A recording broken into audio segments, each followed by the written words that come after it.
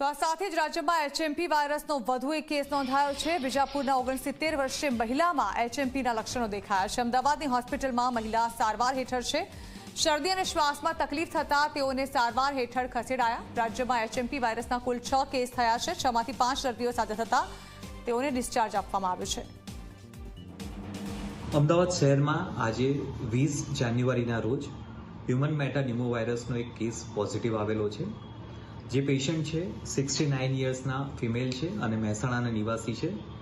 તેઓને 18 જાન્યુઆરીના રોજ બ્રેથલેસનેસ તેમજ અન્ય કમ્પ્લેન હોવાથી ઝાયડસ હોસ્પિટલ ખાતે દાખલ કરવામાં આવેલા હતા, જેનો આજે રિપોર્ટ અત્રે મળેલ છે, તેમાં પોઝિટિવ ડિટેક્ટ થયેલ છે।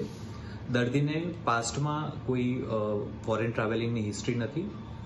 અત્યારે કોર્પોરેશન દ્વારા આ જે સેમ્પલ છે તેને જીનોમ સિક્વન્સિંગ માટે જે તે સંસ્થાને મોકલવામાં આવેલું છે અને તે અનુસાર આગળની કાર્યવાહી કરવામાં આવશે।